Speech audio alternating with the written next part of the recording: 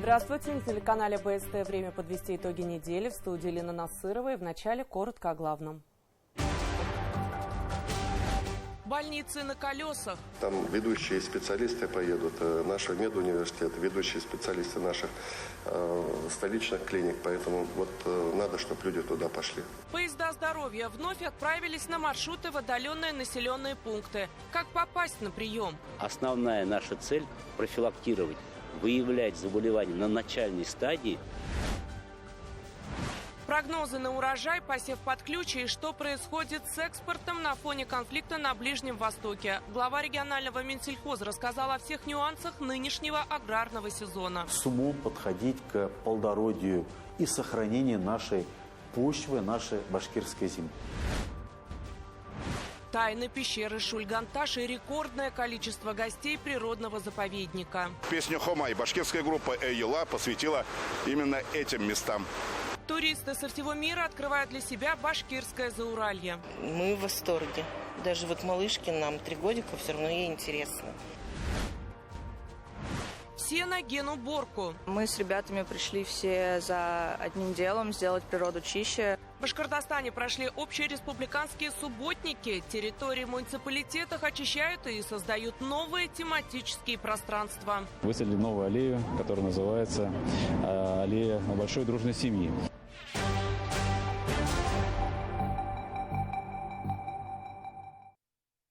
Федеральные эксперты отметили опыт республики в оказании медпомощи в деревнях и селах. Агентство Минченко Консалтинг опубликовало исследование касаемо проекта «Поезда здоровья», которое решает проблему территориальной недоступности здравоохранения. Региональное правительство собирает мобильный контур медицины, доводя специализированную помощь до конкретного населенного пункта. Ведь в районы выезжают профессионалы, среди которых заслуженные врачи и деятели науки, профессоры Башкирского медуниверситета. В составе здравпоездов диагностические комплексы столичных клиник. Очередной сезон работы проекта «Здоровая республика. Здоровый регион» стартовал на этой неделе. За время акции, которая продлится до середины сентября, будет охвачено 55 районов. Подробности у Анастасии Чебаевой.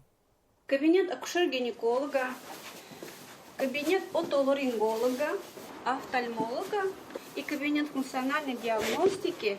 Медицинский центр на колесах, способный добраться в самые отдаленные районы республики. Уже скоро здесь станет многолюдно. Приемы будут одновременно идти во всех кабинетах, а вести их будут специалисты республиканских центров. Бывали ситуации, когда мы экстренно с приема наших специалистов на территориях направляли пациента на госпитализацию в республиканскую клиническую больницу, понимая, что в данном случае решение нужно принимать очень быстро, ситуация ургентна, и такие случаи были. Но все-таки мы акцентируем внимание на том, что основная наша цель – профилактировать, выявлять заболевания на начальной стадии. А ведь некоторым пациентам необходимо преодолеть 300-400 километров в одну сторону, чтобы попасть на прием, к примеру, в кардиоцентр. Здесь же расстояние сокращают сами врачи, и нередко это спасает жизни. Так, например, за годы работы выездного кардиологического модуля заболевания, требующие дополнительного обследования и лечения в Уфе, были выявлены у 2000 человек.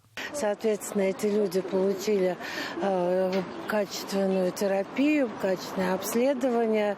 Некоторых из них, примерно 50-60%, мы прооперировали. И благодаря высокотехнологичной медицинской помощи, оказанной этим пациентам, они продолжают жить и здравствовать. То есть только у пациентов, которые были выявлены на кардиомодуле, мы можем считать, что за эти годы мы получили 2000 спасенных жизней. В составе поездов здоровья флюорографы, маммографы, передвижные центры, один из них детский. Отдельно модуль женское здоровье и даже мобильный стоматологический кабинет. 8-й год подряд стартует акция «Здоровая республика, здоровый регион». Мы выезжаем по всем муниципальным округам нашим. Это более 380 населенных пунктов, конечно, маленьких деревень, где население нас ждет. Это 3 флагманских комплекса. Это кардиомодуль, это поликлиника РКБ Куватова и стоматологический модуль. Конечно, они готовы оказать высококвалифицированную медицинскую помощь и сразу маршрутизировать пациентов в республиканские учреждения для дальнейшего лечения. Тяжелая столичная артиллерия, усиленной поддержкой мобильных фельдшерско-акушерских пунктов. Передвижные ФАПы уже не раз выручали в отдаленных селах и деревнях, где нет стационарных. Эти медики доберутся куда угодно. Когда мы выезжаем в эти отдаленные деревни, они очень рады нам. Обычно говорят: спасибо, что не забыли про нас, спасибо, что приехали, обследуйте нас. Когда получаешь такие слова благодарности, вдвойне охота выезжать, работать, получаешь удовольствие. Здесь каждый случай – это как скажем, судьба человека. Мы делаем выгрузку пациентов, которые не обследовались 2 и более лет, лежачие пациенты, которые маломобильные пациенты. То есть выезжает к ним ФАП, производится забор анализов, есть аппарат ЭКГ, ростомер, весы, гинекологическое кресло, то есть также прием может вести акушерка. Первой остановкой в маршруте одного из поездов здоровья стало село Бузовьязы в Кармаскалинском районе. Здесь жители больше всего хотели попасть на прием к неврологу, эндокринологу и пройти УЗИ-диагностику. Фания Низамовна сама 40 лет оказывала медпомощь сельчанам. И как медик понимает, что проверку здоровья нужно проходить ежегодно. На медобследование на УЗИ пришла. Периодически прохожу диспансеризацию, можно сказать, почти ежегодно. Мне кажется, женщинам нужно ежегодно проходить. Вообще каждому человеку ежегодно. У нас сейчас такая экология, что все меняется. Здоровье тоже меняется. Нужно ежегодно проходить. Сердечных заболеваний много, онкологии много сейчас. Население с большим удовольствием идет на данную акцию Бузовьязы. Если вчера акция начала у нас здесь работать, я с коллегами разговариваю, более 200 человек было принято. Если потребуется в течение этих дней вдруг дополнительных специалистов, мы, в принципе, можем варьировать и привести тех специалистов, которые не только мы считаем нужны, но и которых, в принципе, просит наше население. Если говорить о цифрах, планируется, что в этом году врачи поездов здоровья проведут около 200 тысяч приемов. Проект охватит почти 400 населенных пунктов. Но многое зависит и от самих жителей. Не стоит игнорировать возможность обследоваться. Людей информировать и вообще, чтобы люди понимали и стремились к этому. Там ведущие специалисты поедут, нашего медуниверситета, ведущие специалисты наших столичных клиник. Поэтому надо, чтобы люди туда пошли. Узнать расписание медицинского десанта можно на сайте регионального Минздрава. Необходимо нажать на вкладку «Деятельность», затем выбрать диспансеризацию. После на экране появится акция «Здоровая республика, здоровый регион». И уже здесь 6 маршрутов, каждый из которых охватывает около 10 районов. Также на местах заранее будут информировать о прибытии медиков. Иногда даже одно посещение врача способно спасти жизнь вашу или ваших близких. Анастасия Ильчебаева, Азат Ишбулатов, Руслан Галямов. Итоги недели. Уфа на этой неделе принимала 25-й Всероссийский съезд уполномоченных по правам ребенка. В нем приняли участие глава Башкортостана Ради Хабиров, детский омбудсмен Мария Львова-Белова и специалисты со всей страны. В программе съезда круглые столы на самые разные темы. От помощи зависимым подросткам до профилактики кризисных состояний. Разработан региональный план мероприятий по развитию системы помощи семьям и профилактике социального сиротства до 2030 года. Сюжет Динары Таймасхановой. Найдешь ты намного больше, чем думаешь. Я буду искать вас! Слышите? Будущий создатель всемирно известного ансамбля танцев Айзи Гаскаров вырос без мамы и папы в детских домах, но тяжелая доля его не сломила. Мероприятие начинается с этой символичной постановки о том, как любимое дело придало сил. Воспитанники Серафимовской спецшколы, мальчики, оступившиеся в жизни, сегодня трудятся в поддержку фронта. По заказам бойцов делают браслеты на матрасники, сухой душ, все, что так необходимо на передовой. Каждый день ребята по 3 часа готовят для СВО. у нас поделки под заказ в основном. Воодушевление такое, что когда получают еще и обратную связь, они аж плачут, что их все вот эти вещи дошли до фронта. И вот эти моменты приятно, есть за что работать, когда это увидишь. А обучающиеся Ишимбайского специального учреждения тянутся через труд к прекрасному. Своими руками создали коллекцию кукол в национальных нарядах народов, проживающих в Башкортостане. Они изготовлены из полимерной глины. Ткань будет сделана из самотканных полотен до современных дизайнерских тканей. Куклы изготовлены девочками с 11 до 18 лет.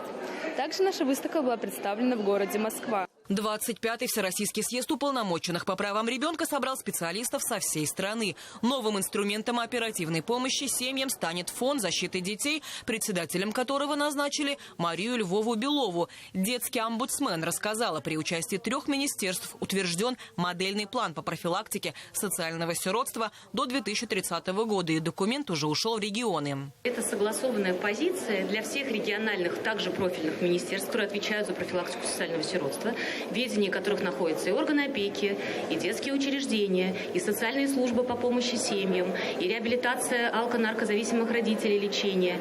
И получается, что теперь этот модельный региональный план как дорожная карта для каждого субъекта. Ради Хабиров в своем выступлении отметил главный приоритет – сохранить детей в семье. Нужна тесная связь с педагогами и психологами. И главное – своевременно замечать отклонения в поведении подростков из группы риска. Если вот посмотреть контингент в наших детских домах, то вы там увидите людей, детей, у которых есть родители. Они живые. В силу различных жизненных невзгод, каких-то цепей событий негативных, они теряют право, соответственно, воспитывать ребенка, ограничиться в правах или лишаются.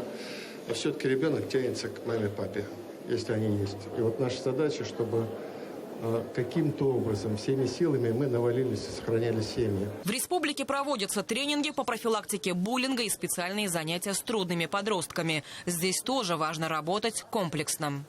Если нужно какие-то другие органы опеки подключить, администрацию, это все делается, это все подключаемся. Стараемся, конечно, максимально семью сохранить, этот мир в семье, да, как-то какое-то равновесие, какую-то гармонию сделать. На площадках форума обсуждали темы от помощи зависимым подросткам до профилактики кризисных состояний. И Уфу выбрали не случайно. Башкортостан – регион с сильной семейной политикой. Здесь живут представители более 100 национальностей. Порядка 200 тысяч семей получают около 50 мер социальной поддержки. Во всех муниципалитетах работают центры «Семья», оказывающие комплексную помощь родителям и детям. Шикарная площадка, где мы можем обменяться опытом, познакомиться с новыми уполномоченными, познакомиться с коллегами, которые реализуют все наши программы, все наши направления на местах. И, конечно, перенять опыт того региона, который нас принимает.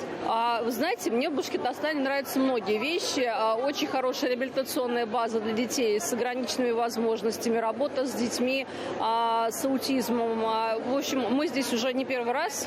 И каждый раз, конечно, с большим удовольствием смотришь, как проекты развиваются, и учимся, еще раз учимся. Современная инфраструктура помощи детям развивается по всей республике. В 2024 году открыт детский реабилитационный комплекс «Салют», где ежегодно помощь получают более 7 тысяч детей с особенностями здоровья. В том же году был открыт Центр детской онкологии, гематологии, где впервые в регионе начали проводить трансплантацию костного мозга. Благодаря современным методам лечения шанс на выздоровление получают более 80% детей с онкологическими заболеваниями. Доля социального сиротства в Башкортостане снизилась на 22%. 94% детей-сирот воспитываются не в учреждениях, а в приемных семьях. За этими сухими цифрами стоят реальные дела, поддержка и вовремя протянутая рука помощи. Именно на таких площадках специалисты учатся новым способам сохранения полноценной семьи и создания условий для благополучного развития детей. А это важно как для самих участников процесса, так и для страны в целом. Динара Таймасханова, Артур Ханов, Родион Матвеев. Итоги недели. Башкортостан присоединился к Всероссийской неделе субботников «Мы за чистоту». В районах и городах жители взяли в руки грабли и метла, чтобы навести порядок на берегах рек и озер, в парках и скверах и во дворах. Параллельно дали старт акции «Зеленая Башкирия». Результаты уже впечатляют. За первый день высажено более 2000 крупномерных деревьев и 84 тысячи кустарников. Обо всем подробнее в материале Анны Морозовой. Стекла, пластик, обертки. Весной в парке чего только не найдешь, говорит Регина Садыкова. Памятник природы от многочисленного мусора студентка Уфимского нефтяного университета спасает впервые. Мы с ребятами пришли все за одним делом – сделать природу чище, чтобы в будущем нам самим было приятнее гулять в парках и наблюдать чистоту. Своими действиями мы показываем пример как для младших, так и для старших, чтобы они также принимали участие в этом. Масштабная уборка в рамках Всероссийской недели субботников «Мы за чистоту» состоялась в Уфе в Непийцевском дендропарке. Участие в ней приняли более 400 человек. Сегодня с нами абсолютно все. Это и школьные активисты, деятели такого движения, как движение первых. Сегодня с нами студенческая молодежь, трудящаяся молодежь, ну и просто неравнодушные граждане, которые, увидев соответствующие мероприятия, неравнодушно присоединились к этому событию. Стать участником акции может каждый. Все субботники в рамках «Мы за чистоту» регистрируются на портале «Экологи России РФ». Каждый может стать организатором данного субботника. То есть присоединяются и общественные организации, и школы, и вузы. В рамках именно недели субботников проходят различные форматы. То есть можно провести не только субботники, но и облагородить вообще территорию в своем городе. Масштабный субботник организовали и в Ленинском районе Уфы. На уборку вышли более 3500 жителей города. Инициативу поддержали промышленные предприятия, строительные компании, учреждения образования, культуры, спорта и здравоохранения. Одной из точек проведения акции стал парк «Волна». Наводим порядок, после зимы убираем сухую листву, ветки, чтобы парк был красивый. Так как мы любим свой город, я, конечно, обращаюсь к всем жителям нашей столицы быть не безучастным в уборке. Субботники прошли по всей республике. В Кумертау праздник чистоты и командного духа состоялся в Парке Победы. Занимаемся уборкой площади около Вечного огня. Собираем мусор, выносим. И, в общем, очень приятно, что вышло очень много жителей, участников, работников организации города, молодежь. Что очень приятно. И то, что мы все вместе работаем, это как-то поднимает дух. Очистили от мусора также Шиханы, Таратау, Куштау и Юрактау.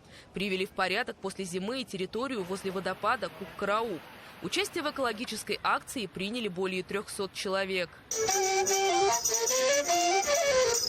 И республика стала не только чище, но и зеленее. В разных городах и районах появились 54 новые аллеи. Каждая посвящена какому-либо событию или героям. Поручение создавать именно тематические пространства Министерству ЖКХ региона дал глава республики. Ваше министерство должно настойчиво, жестко, активно, деятельно проводить историю тематических аллей, чтобы города украшали не мусор какой-то, деревья, какие-то кустарники, а декоративные. Это дорого стоит, но это меняет облик городов. Это очень важно. Сразу 3 таких пространства появились в Октябрьском. Участие в благоустройстве принимали ветераны и участники СВО, представители местной администрации, депутаты и многие другие неравнодушные жители города. Мы продолжили сегодня высаживать новые саженцы в парке «Нефтяник». Там мы высадили аллею знаковую, которая так и называется, 80-летие Октябрьского. Мы подошли к нашему парку Гагарина, где у нас, вы знаете, до этого высаживались аллеи отцов, матерей. И сегодня мы там высадили новую аллею, которая называется аллея большой дружной семьи. Также в рамках акции «Зеленая Башкирия» в городе появилась рябиновая аллея. А сквер вдоль улицы Клинова теперь украшают декоративные яблони, сосны, березы, рябина и сирень. В Иглинском районе высадили липу. Липы мы будем сажать в каждом районе. Какую-то площадь мы посадим именно весной, какую-то площадь мы будем сажать еще осенью. Следующая наша территория – это Баймакский район и Илишевский район. Параллельно в республике стартовала еще одна ежегодная акция «Сад памяти». В рамках нее в Иглинском районе высадили 14 тысяч молодых елей, а в Учелинском и Зилаирском – тысячи сосен. Анна Морозова и Роберт Давлетбердин. Итоги недели. Аграрии Башкортостана приступают к весенне-полевым работам. Какие прогнозы на урожай? Готова ли техника? И что происходит с экспортом на фоне конфликта на Ближнем Востоке? Обо всем этом мы поговорили с вице-премьером, министром сельского хозяйства республики. Ильшат Фазрахманов также рассказал о структуре посевных площадей и культурах, на которых фермеры могут заработать. Все детали в интервью «Итогов недели». Ильшат Ильдусович, здравствуйте. За окном апреля. Это значит, что аграрии Башкортостана приступили к главной битве года, весенне-полевым работам. В каких условиях фермеры заходят на поля и как оцениваете готовность к посевной? Здравствуйте. В текущем году, конечно, не обошлось без интересных событий и сюрпризов. Ну, например, мы видим, что уже март-апрель месяц у нас в основном весь снег растаял, и сегодня ведутся работы по подготовке почвы. Ну и мы ожидаем, что активно аграрии уже зайдут на весенне-полевые работы в зависимости от погоды, которая нас ждет в мае и в июне месяце. Какие культуры в этом году в приоритете? Сохраняем ли структуру посевных площадей? Мы сегодня закрома даем достаточно большой объем зерновых и крупных культур. Значит, мы видим последние годы увеличение масличных культур. Если в текущем году мы доведем до 700 тысяч гектар, то где-то в ближайшие несколько лет мы ожидаем, что Республика Башкортостан будет сеять не менее 1 миллиона гектар масличных культур, в том числе подсолнечника, рапса и других востребованных культур, которые сегодня можно и нужно продавать нашим аграриям. Потому что не очень комфортно для аграриев за 8-10 рублей продавать зерно, которое при себестоимости тратишь ты на него 12-13 рублей и получаешь прямые убытки. Это, конечно, не очень хорошо для сбалансированности и жизнестойкости наших сельхозпредприятий. Касаемо масличных культур, вот сегодня ехали со съемок и в Кармаскалимском районе увидели поле еще не выкошенное подсолнечника. Так и должно быть или он уже пропал? Нужно быть готовым, что если мы увеличиваем площади подсолнечника, то это должна быть раннеспелые гибриды, это раз. Это диссекация, это используя БПЛА, это ранняя уборка. Поэтому, внедряя новые культуры, новые гибриды, мы должны быть готовы к новым технологиям. Поэтому в прошлом году это небольшой объем остался, где-то около 50 тысяч гектар, но есть регионы, когда остаются по 200-300 тысяч гектар. Это, конечно, недопустимо.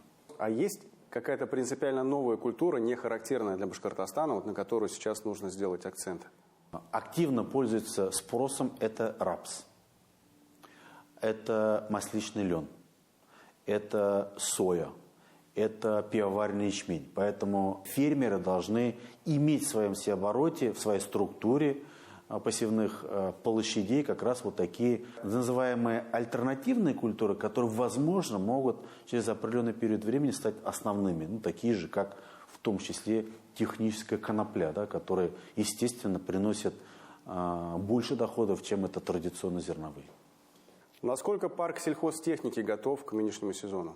Сегодняшней техники достаточно, чтобы закончить посевные работы за 12-14 дней.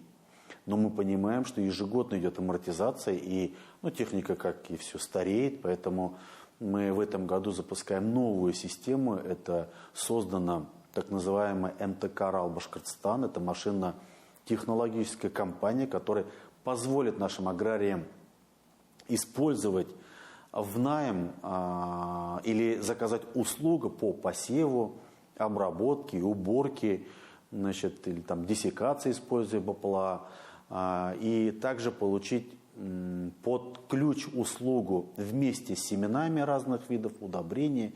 Я знаю, что вы не любите делать прогнозы, но все-таки на какие цифры по уборочной кампании рассчитываете в этом году? Если мы выдержим те площади, которые сегодня есть, минимальные, это 2,2 миллиона тонн зерновых и крупяных культур, которые закрывают наши потребности, чуть 2 миллионов тонн нам необходимо ежегодно. И максимально, естественно, это где-то 4,5-5 миллионов тонн зерна.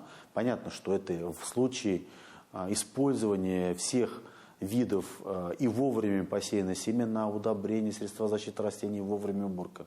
А по масличным культурам, наверное, мы ожидаем где-то от минимально 800 тысяч тонн до 1 200 000 – 1 300 000. Да. По сахарной свекле, по технической культуре мы ожидаем где-то от 1 600 000 до 2 100 000. Это как раз вполне достаточно, чтобы загрузить наши перерабатывающие предприятия. Иран был традиционно покупателем башкирского зерна. Как конфликт на Ближнем Востоке отразился на поставках и на логистике? В Иран мы поставляли не только зерновые культуры, но и подсолнечное масло, рапсовое масло, какую-то часть сухого молока. Поэтому сегодня потребность она есть, и мы видим, что зерновые культуры до уборки, это более 1 миллиона тонн, нужно продать. Немножко отклонимся от темы. Вы в одном из недавних выступлений сказали, непростая эпидобстановка. Что с вакцинацией и на что следует обратить внимание фермерам? Единственным способом защиты наших животных является система вакцинации и соблюдение биобезопасности. Рекомендуем нашим аграриям не передвигать скот, это раз. Второе, не покупать скот с других регионов, из других стран. Если видят наши жители, предприятия, фермеры, что дешево продается скот, однозначно это больное животное. И в завершение, что бы вы пожелали нашим фермерам перед стартом страды? Самое главное, конечно, нашим фермерам, чтобы максимально использовали каждый погожий день, это погодные условия, потому что мы ожидаем, они будут сложные в текущем году. Использовать в большей части те культуры, которые востребованы на рынке, где можно заработать. И, конечно, с умом подходить к плодородию и сохранению нашей почвы, нашей башкирской земли. И, конечно, надеемся на хороший урожай, и, естественно, на комфортные цены для наших фермеров. Спасибо, Ильшат Ильдусович, за то, что нашли время. Удачных весенне-полевых работ. И будем надеяться, что погода тоже не подведет.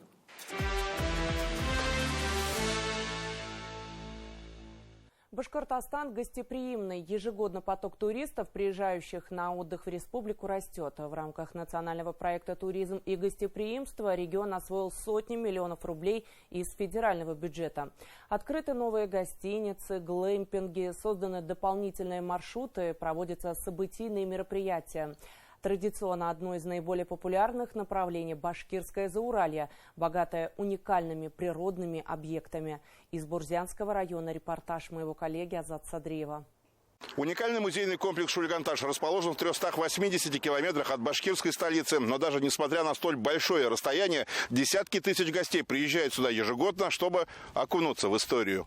От первобытного человека до человека разумного. На площади в 4000 квадратных метров расположилась экспозиция, которая переносит гостей в прошлое, рассказывая о событиях, воссозданных археологами, палеонтологами и спелеологами. Один из самых современных и интерактивных музеев России привлекает туристов со всей страны. Я под впечатлением. Едешь вроде как бы деревни, и тут такой музей, вообще сам городок, который перед пещерой, впечатляет, честно. Мы в восторге. Даже малышке, нам 3 годика, все равно ей интересно. Масштабно, очень масштабно. Вообще удивлен в плане того, что место удаленное достаточно, и здесь построить такой музей очень красиво понравилось. Бивни настоящего мамонта, кости доисторических животных, эволюции человека, ювелирные украшения, предметы быта, оружие древних людей. Каждый зал открывает туристам тайны, которые в том числе хранит и пещеру Шульганташ. Здесь же проводятся встречи бурзянских краеведов, ученым предоставляются профессиональные лаборатории. Отдельный блок посвящен башкирскому эпосу «Урал-Батыр». Основной деятельностью музея является сохранение пещерного наскального искусства, популяризация и развитие туризма. И еще одна цель – это снятие антропогенной нагрузки от самой пещеры. Для туристов мы предлагаем здесь экскурсии. Экскурсии от момента зарождения Вселенной до момента появления человека современного типа. Пещера Шульганташ – одна из главных достопримечательностей не только Бурзянского района, но и всей республики. Наскальные рисунки доисторических людей, живших 15 тысяч лет назад, задолго до строительства строительство египетских пирамид и изобретение колеса обнаружили в 1959 году. Хотя этнографические экспедиции приезжали сюда с конца XVIII века. Но пещера не исследована до конца и по сей день. Бывает всегда место новым открытием, потому что вроде как вот здесь камень стоит, если как-то ее обойти, можно выйти дальше каким-нибудь новым залом. Но редко, но такое бывает. Бывают другие открытия, как какой-то там насекомое обнаружить или какую-нибудь бактерию, то есть какой-то микрорисунок маленький такой сохранившийся. Поэтому в пещере очень-очень много загадок. Всего ученые обнаружили более 200 рисунков, среди которых первое в мире изображение верблюда. И хотя туристы могут взглянуть лишь на копии, желающих становится все больше. Интерес к пещере Шульганташ заметно вырос среди туристов, которые приезжают в Бурзянский район со всего мира. И причина не только во включении этого уникального природного объекта в список всемирного наследия ЮНЕСКО. Песню «Хомай» башкирская группа «Эйюла» посвятила именно этим местам. В прошлом году пещеру посетили более 70 тысяч человек. В новом туристическом сезоне сотрудники заповедника ожидают еще больше гостей. Здесь они не были. Я был раз. Мне понравилось. Я хотел, семью сюда хочу привезти. Очень красиво здесь. Да, красиво. Я бы хотел пещеру посмотреть. Посмотришь. А что ты знаешь об этой пещере? Я знаю, там есть, наверное, летучие мыши, там древние люди нарисованы. Тут не так далеко, а ни разу не были еще. Всю жизнь прожить в Башкирии и не съездить на Шульганташ. Как-то это... Вот выбрали время, решили приехать. Тут говорили лет 20 назад, щебень, особо и не будет желания поехать. А сейчас спокойно сел в машину, доехал, добрался. Кафе есть. Захотелось ночевка остаться, гостевые домики. Все условия созданы. Ну, здесь очень красиво. И здесь еще пещера. Я хотела сюда приехать, потому что хотела увидеть пещеру. Не страшно будет заходить? Нет. Посетив пещеру Шульганташ и первый в мире музей наскальной живописи эпохи палеолита, гостям не обязательно сразу уезжать домой. Для комфортного проживания здесь же работают турбазы и гостевые дома. Туристы могут насладиться природой Башкортостана во время сплава по реке Белой и отведать блюда национальной кухни. То есть не такие рестораны, а чисто наша, деревенская, из наших продуктов местного населения.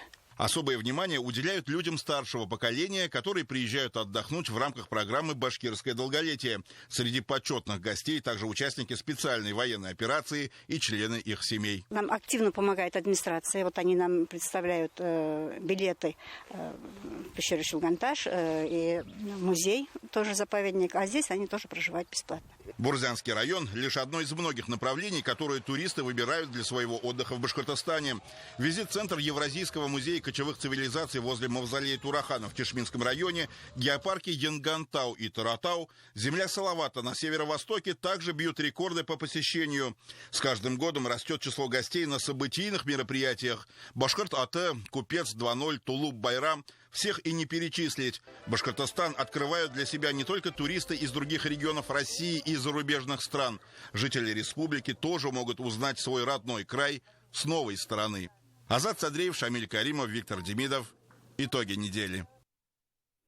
На неделе свой вековой юбилей отметил легендарный танкист, ветеран Великой Отечественной войны Габдрауф Гариев. Человек, который за ратные подвиги на танке Т-34 награжден орденом Отечественной войны второй степени и множеством других медалей.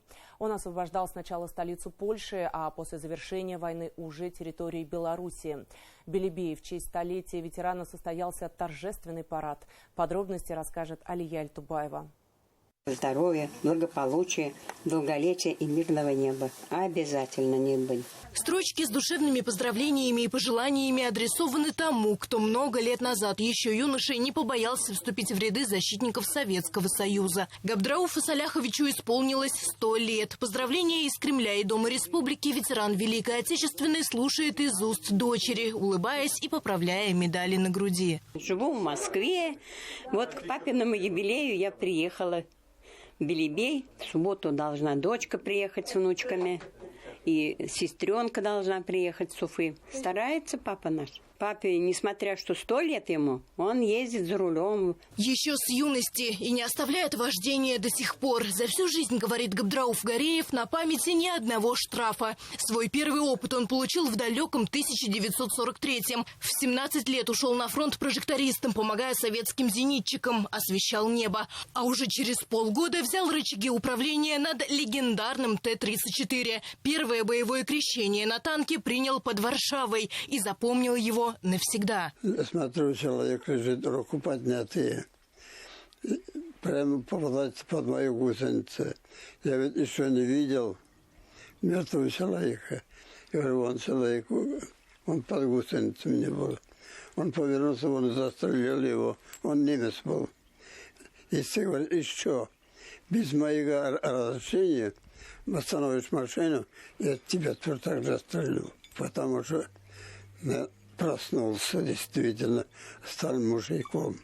Под конец войны его танк подбили. Он получил тяжелые травмы и очнулся уже в Минском госпитале. 3 месяца лечения и снова в строй. Только теперь артиллеристом в Беларуси добивал оставшихся бандеровцев. И вернулся домой только в 1951 году. Война не забрала никого из мужчин этой семьи. Отец, брат и сам Габдрауф все вернулись живыми. Т-34 – легенда, которая даже спустя годы заставляет биться сердца чаще. Лучший танк Великой Отечественной по ряду характеристик – мобильности, бронированию, надежности и технологичности. Много кто хочет на нем прокатиться. К слову, это и была главная мечта Габдрауфа Гареева, которая сбылась.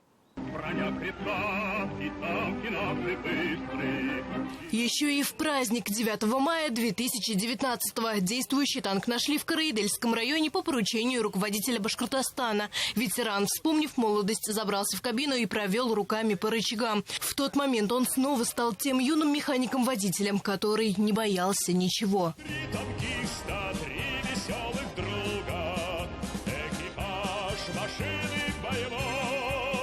А в прошлом году с 80-летием Великой Победы Рази Хабиров поздравил его уже лично. Пообщался с Габдрауфом Саляховичем и подарил ему именные часы главы республики. И, глядя на эти кадры, понимаешь, что с каждым годом герои все больше нуждаются во внимании и заботе. Чувствую у меня пока нормально. Пока мне ничего не болит, здоровый.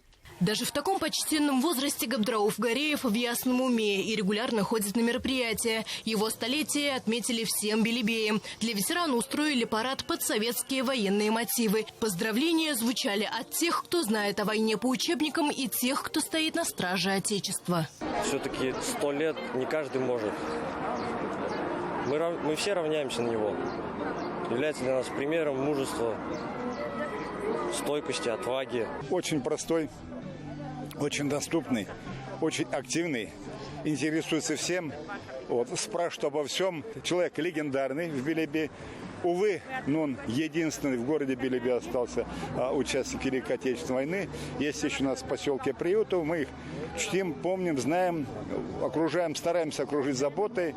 Сейчас у Габдрауфа Саляховича 3 детей, 6 внуков и правнуки. Он сам садится за руль и ездит в родное село Метевбашево, поражая стойкостью, оптимизмом и жизнелюбием. И чувствовать себя здоровым и бодрым – это, наверное, и есть главная награда для такого человека – заслуженная победой. Алия Эльтубаева, Вахид Халимов, Иван Шабрин. Итоги недели. Внутри России и за рубежом диктант на башкирском языке на этой неделе писали даже в Америке. Ставшая уже международной, просветительская акция проходила более чем на 2000 площадках.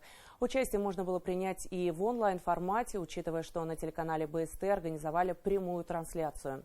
У жителей республики в этом году была возможность написать диктант даже в поезде. Пассажиры пригородной «Ласточки» впервые стали участниками акции. Мероприятие проводилось 12-й раз. На международный уровень событие вышло с 2019 года по инициативе главы республики. Оффлайн-площадки организовали в Казахстане, Турции, США, Германии и не только. В общей сложности в 12 зарубежных странах.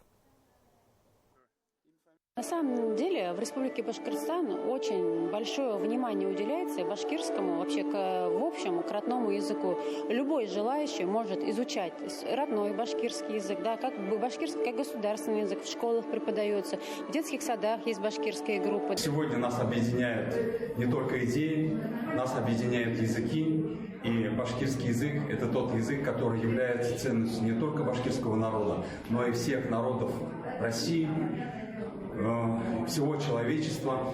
И, конечно же, на нас лежит обязанность сохранить его и дальше продвигать.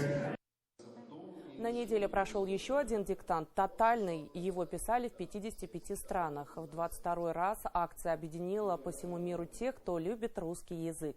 Проект помогает проверить себя и мотивирует подтянуть свой уровень владения русским. Уже не ради оценки в школе, а ради того, чтобы язык жил. Тема тотального диктанта в этом году была связана с человеком, который навсегда изменил русский язык – Александром Сергеевичем Пушкиным. Я стала бы замечать, что у меня начинаются какие-то ошибки. И мне так интересно было, подружка рассказала о том, что есть вот такой формат тотального диктанта, да, можно написать, проверить свою грамотность, и я решила поучаствовать. И 3 года назад пришла первый раз. Русский язык – это всегда был любимым предметом. Изучая его в школе, всегда трепетно к нему относился. Поэтому мы решили, что это будет наша семейная традиция. Не только одолеть ямы и неровности на дорогах, но и обезопасить общественные территории от клещей. С наступлением весны работы по приведению в порядок инфраструктуры городов и сел прибавляется.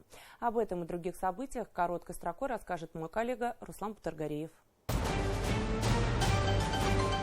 Пик весеннего половодья в Башкортостане пройден. Об этом на неделе сообщил глава Госкомитета Республики по чрезвычайным ситуациям Кирилл Первов. За последние же сутки, по данным Башкирского управления по гидрометеорологии, уровень реки Белый в Уфе снизился на 44 сантиметра. Река Уфа в районе Шакши на 24. А вот Дема показала небольшой подъем на 3 сантиметра, что в принципе не несет какой-либо угрозы. Автодорогу Уфа-аэропорт, где образовалась сильная колея, приведут в порядок в ближайшее время. Фрезерование участка трассы после поворотов Демы и почти до развязки с М5 уже завершили. Дорожники начали укладывать асфальт. В общей сложности им предстоит отремонтировать 5,5 километров проезжей части. Инвестор вложит около 5 миллиардов рублей в модернизацию Уфимского молочного завода. Ради Хабиров провел рабочую встречу с управляющим холдинга «Комас Групп» Андреем Шутовым. Обсудили проект технического перевооружения предприятия. Это позволит увеличить объем переработки сырья и ассортимент выпускаемой продукции, в том числе для экспортных поставок. Масштабная обработка общественных территорий от клещей стартовала в Уфе. В этом году профилактические мероприятия проведут на площади около 550 гектаров.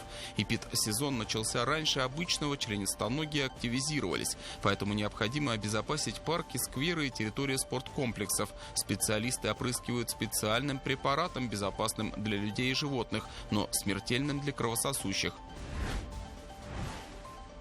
В Башкортостане с открытием самокатного сезона резко выросло число обращений в травмпункты. Появился даже новый термин «сим-травмы», то есть полученные при управлении средствами индивидуальной мобильности – электросамокатами, велосипедами, моноколесами и скутерами. Врачи бьют тревогу. Около половины пациентов – юные водители. Причина – высокая скорость, отсутствие защиты и неосторожность. С начала 2026 года уже зафиксировано 6 ДТП с участием несовершеннолетних. Уфимец научился печатать на 3D-принтере настоящий курай. Изобретение доступное, более прочное и компактное. Печатный инструмент, хоть и не заменит настоящий, сможет стать достойной альтернативой. Музыкальный инструмент уже протестировали артисты.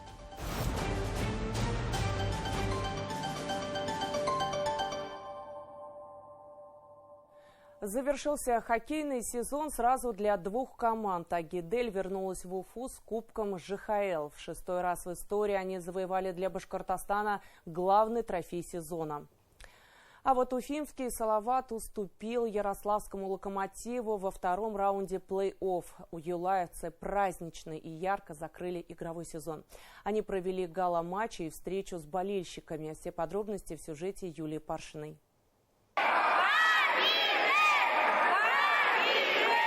Главный трофей женской хоккейной лиги в руках уфимских хоккеисток. Они снова лучшие в стране. В 6-й раз команда «Агидель» становится обладателем кубка. В финале уфимки не оставили шансов «Торнадо» из Воскресенска. В 4-м матче все решил единственный гол. Его автором стала Мария Баталова. Да, здорово получилось забить шайбу. И классно, что она оказалась победной. Тем самым удалось помочь команде выиграть этот финал и забить золотой гол. Александра Нестерова – еще одна героиня финала, автор хет-трика гостевого матча этой серии. Для нее чемпионский кубок стал первым в карьере. В детском, да, это 100% было, но это было очень давно. А именно вот в профессиональной лиге, вот в ЖХЛ, я оформила свой второй хет-трик. Ольга Сосина, напротив, одна из самых опытных хоккеисток, 10-кратная чемпионка страны. Она поспособствовала завоеванию всех 6 трофеев ЖХЛ для «Агиделя». Команды уже выравниваются. С каждым годом все тяжелее выигрывать регулярку, тяжелее. Каждая игра, это, не знаю, на вес золота была. Всего позади 11 сезонов, 7 из которых уфимская команда становилась лучшей в России. По количеству главных трофеев лиги «Агидель» является единоличным лидером среди остальных клубов. Характер. Только характер и дружба коллектива приносят такие результаты. Одновременно сезон завершил и уфимский Салават Юлаев. Во втором раунде плей-офф КХЛ команда уступила ярославскому «Локомотиву» в 4 матчах. Но даже такой результат можно считать успехом, учитывая, какой путь преодолели юлаевцы в этом сезоне. Здесь великолепный коллектив. Мы стали почти семьей. Каждый готов постоять друг за друга. Было большим удовольствием каждый день приходить в арену и испытывать эти эмоции. Мне сложно передать словами, насколько я доволен командой, тренерским штабом, персоналом и самим городом. Сразу несколько игроков Салавата стали настоящим открытием этого хоккейного сезона. Раскрылся в уфимском клубе Максим Кузнецов. Воспитанник магнитогорского хоккея весь прошлый сезон провел в ВХЛ, выступая за Тамбов. В этом стал лучшим снайпером Салавата в плей-офф и автором 2 самых красивых голов первого раунда матчей на вылет. Да нет, конечно, еще не чувствую, что я закрепился. Да, может, где-то удачный сезон, но можно и нужно всегда лучше. Есть над чем работать. Егор Сучков набрал почти в 3 раза больше очков, чем в прошлом сезоне, став одним из самых ценных игроков команды.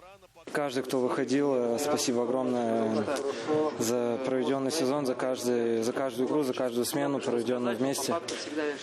Было круто на самом деле. Да, была непростая последняя серия, но соперник был сильнее, но я уверен, что мы выросли все как игроки, точно. Это хороший опыт для нас. Точку в сезоне Салават и «Агидель» поставили на Уфа-арене. Спортсооружение превратилось в огромную праздничную площадку. Болельщики пришли поддержать команду, которая сумела выбраться из кризиса и подарила надежду на будущее, а заодно и чествовали чемпионок женской хоккейной лиги. Впервые у нас такая автограф-сессия, фотосессия. Конечно, это очень необычно, непривычно. Классно, что сказать, клево. Пока что тяжело, то, что с самолета рано встали, но, тем не менее, очень круто. В этот вечер никакой тактики, только эмоций. С трибун игроков не отпускали больше часа. Болельщики благодарили за характер. Собралась практически здесь арена. Это всегда очень приятно, когда люди приходят, поддерживают, болеют. Несмотря ни на что, за свою любимую команду, за игроков. Поэтому очень приятно находиться здесь.